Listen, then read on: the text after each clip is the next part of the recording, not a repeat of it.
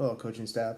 My name is Shane, and today we're going to be discussing MCL sprains, medial collateral ligament sprains. So, how they happen. So, MCLs occur when there's a direct impact on the lateral side of the knee, causing a pressure on that medial side of the knee where the MCL is located. The force that's causing this is called valgus force, and it's causing an inward bend of the knee. There's grades of sprains from grade 1 to grade 3. Grade 1 is going to be minor sprains and minor pain, minor tearing, a little bit of decline in range of motion, but not too much. There isn't too much swelling overall for this, and then there's not going to be too much point tenderness. Grade 2, that's when we're going to start seeing more moderate pain, moderate swelling, moderate loss of range of motion. They're still going to be able to move, but they're not going to be definitely wanting to play on this, and we shouldn't allow them to do that either. Also, we're going to see laxity, so we're definitely going to see instability of that knee, especially to that medial joint line, and that's a telltale sign of an MCL injury, is pain that medial joint line. And then finally, grade 3 is going to be a full tear of that ligament, a complete instability, severe pain, severe swelling, not as much as other knee injuries, and also this is going to have a lot of laxity, so there's not going to be a lot of stability in the knee, and this definitely needs to be addressed.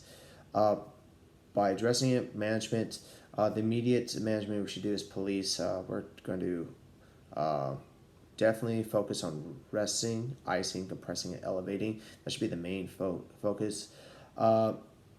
Also, we can use taping and bracing to secure it.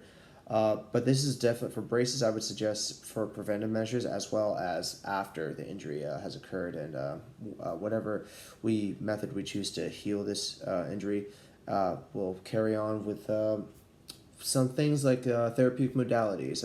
Some that we can pick up on would be very easy to apply. Heat and ice packs will definitely get into that injured site, get blood flow in, get waste products out, and it will definitely get on to the right track of healing that MCL. Also, ultrasound should be considered. Lipus, low intensity pulse ultrasounds, very beneficial. Shock wave therapy.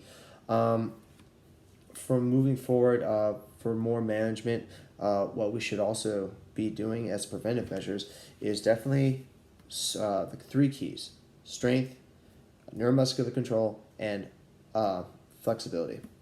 Now, with strength, we need to start our athletes, if they just got injured, definitely on isometrics, so no contraction of that, so no movement, I should say, of that knee, isolation, contraction, straight leg raises is perfect, keeping that muscle not moving and just contracting it with no movement. Next, we can get onto resistance bands. Highly recommend squats with resistance bands. This, especially around the thigh, what this will help do is cause resistance of that medial side of the knee giving in. So keeping those knees straight while that resistance from the outside is trying to cave in on that knee. Then we can move on to closed-ended exercises. We definitely want to start off with putting support on the wall if we're going to do squats, and then progress to their own body weight, and finally with resistance weight. This could be applied for leg press machines. We want to start off slow and make sure they're ready for it. We don't want to move too fast and just start this whole process all over again. For neuromuscular control, we should definitely focus on BOSU balls and resistance bands. Definitely putting just getting that muscle and getting those muscles and getting that MCL adapting to different environments, different positions, because that's what's causing this MCL injury, is the direct impact and just our body not prepared to take something so unexpected, that direct force. And so by getting on these BOSU balls, doing our squats on them, getting these resistance bands and pulling trying to pull it medially and resisting that medial pull and keeping that leg from going to that medial bend will definitely benefit that MCL. Other than that, we want flexibility finally. When we do the stretches before our workouts, we gotta make sure they're dynamic stretches, gotta make sure they're sport related. We want to see a good full range of motion. What I mean by this is we want to see the back of the heel get to at least an inch to touching that glute. This will show us that the athlete itself has a full range of motion, and if they're not, we can definitely improve on that flexibility. And so these are ways that we need to focus in on our athletes to prevent MCLs, how they occur, how to manage them immediately, what's the long term process.